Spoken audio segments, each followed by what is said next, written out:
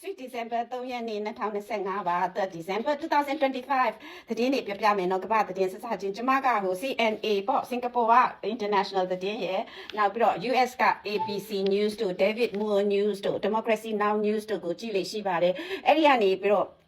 ဝင်းမြရမယ်ဆိုလို့ရှိရင်ကျမတို့နဲ့ဆိုင်တာစင်ကာပူ news ကတက်လာတာ CNA ကတက်လာတာတရုတ်ကြားပြန်ကိစ္စနဲ့ American နဲ့ task force အကြောင်းပေါ့အဲ့တော့ဒီဖြစ်နေတာတွေကပေါ့အခုတရုတ်တွေကအခု Southeast Asia ပေါ့ဒီနိုင်ငံတွေမှာ Southeast Asia ဆိုတာဒီအရှေ့တောင်အာရှနိုင်ငံတွေမှာဒီ scam center တွေကြားဖြန့် center တွေတရုတ်တွေလောက်တာဟိုတရုတ် mafia တွေပေါ့တရုတ်ခိုင်းတွေလောက်တော့သူတို့အဲ့ဒါတွေ scam center တွေလိုက်ဖမ်းတော့မြန်မာပြည်မှာလည်းဖမ်းတယ်ပေါ့နော်အဲ့ဒါဆိုရင်သူတို့ကိုပြန်ပို့တော့တရုတ်3သိန်းကျော်ကအဲ့ scam center မှာအလုပ်လုပ်နေတဲ့တရုတ်3သိန်းကျော်ကတရုတ်ပြည်ပြန်ရောက်လာတယ်ပြန်ဝင်လာတဲ့ခါကျတော့သူတို့ကတရုတ်ပြည်မှာအခုနည်းနည်းဟိုပညာတတ်တွေနည်းနည်းအလုတ်ကန်ရှားနေတယ်အလုတ်ကန်ရှားတယ် job market က competitive ဖြစ်နေတယ်သူတို့ကလည်း criminal history ပေါ့ဒီလိုမျိုး scam center မှာလှုပ်ထားတဲ့ရာဇဝင်ရှိတော့သူတို့ကိုအလုတ်မရကြတော့သူတို့ကတရုတ်ပြည်ထဲမှာပဲသူတို့ကြားပြန်လှုပ်ကြတယ်အဲ့ဒီတရုတ်အဲ့ဒီ mafia တထေးတွေကသူတို့ကိုပြန်ခိုင်းတာပေါ့အဲ့တော့ခိုင်းပြီးတော့ဒီတစ်ခါကျတော့သူတို့ဘာပြောလဲဆိုသူတို့ကတဲ့ foreigner တွေကိုတဲ့ American တွေပေါ့ foreigner တရုတ်မဟုတ်တဲ့လူတွေကိုပေါ့သူတို့ရဲ့ target ကပြည်ပနိုင်ငံကလူတွေစီကလိမ်မာတဲ့အဲ့ဒါကြောင့်လို့သူတို့လောက်ခွင့်ရှိတယ်ပေါ့အဲ့လိုမျိုးသူတို့ကျင်ညာတယ်အဲ့တော့တရုတ်အစိုးရရတယ်ပြန်ပြီးတော့ပညာပေးနေရတာပေါ့ဟဲ့တရုတ်မှမဟုတ်ဘူး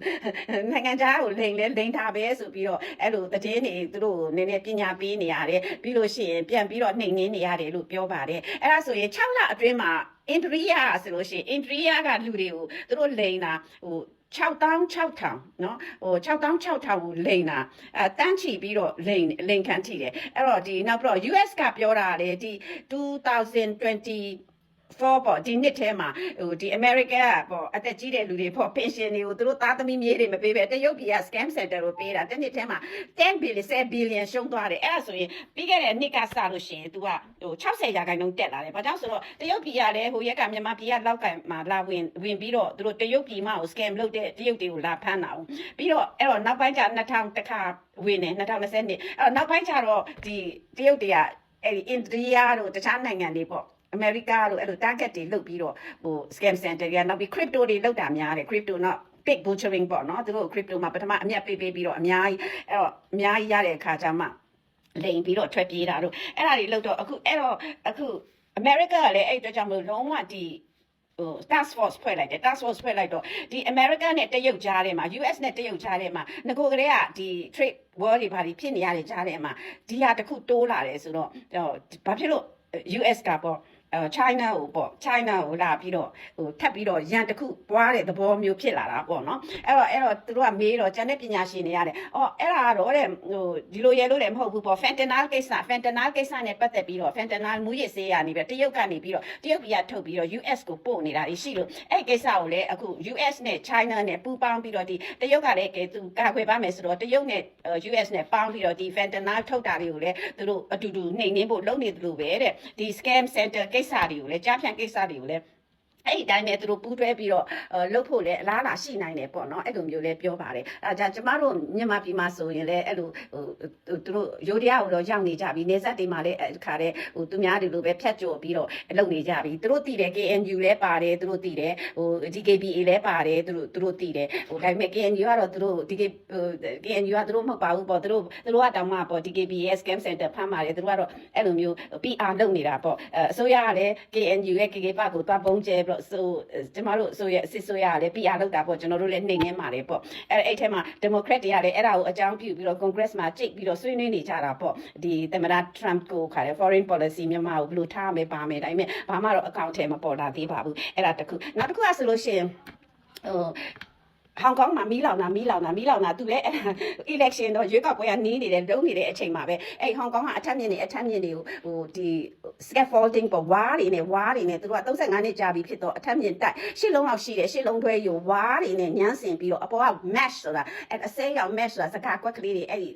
အစတွေကိုချလိုက်တဲ့အခါကျတော့အဲ့မှာအလုတ်သမားတွေကလည်းခါလဲဟိုတရုတ်အလုတ်သမားတွေကလည်းဆေးလိပ်တွေတောက်ကြအိမ်နာမှာအလုတ်ခွေမှာဆေးလိပ်တွေတောက်ကြအဲ့ဒါနဲ့တနေရာကနေတော့မီးလောင်သွားလိုက်တာအဲ့တော့မကြုံစဖူးပဲတိုက် ကြီးတွေက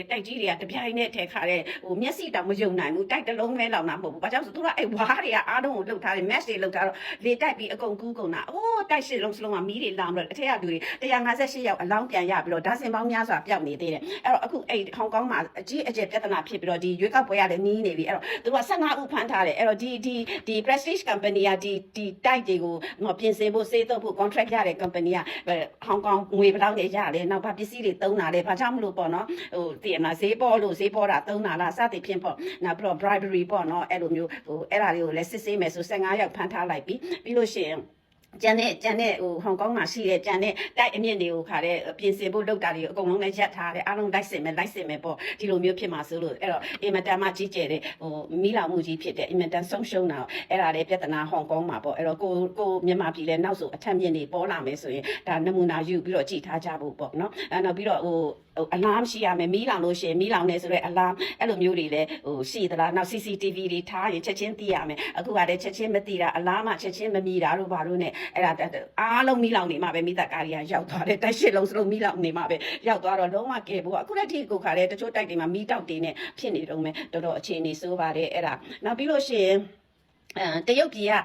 ကရှင်းဆိုတာအဲ့လိုနဲ့တီမူဆိုတာဟာလေအပြင်တစ်ကနေပြီးတော့အဲ့ဒီ line ပေါ်ကနေပြီးတော့ဒီဥရောပနဲ့အမေရိကကို तू က fashion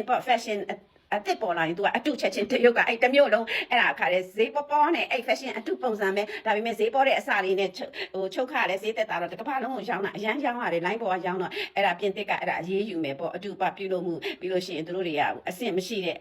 ဟို quality မမြင့်တဲ့ဟာတွေရောင်းနေဆိုပြီးတော့အဲ့ဒါဟိုပြင်တစ်ကလည်းအရေးယူဖို့လုပ်နေပါတယ်ဒါပေမဲ့အခုတည်းဒီ line ပေါ်မှာတို့ပိတ်တာတော့မရှိသေးဘူးပဲလို့ရနေသေးတယ်နောက်တစ်ခါတောင်ကိုရီးယားမော်တော်ကားဈေးကွက်က stop တက်သွားတယ်ဘာကြောင့်ဆိုတော့တို့တောင်ကိုရီးယား Hyundai တို့ဘာလို့မော်တော်ကားတွေကို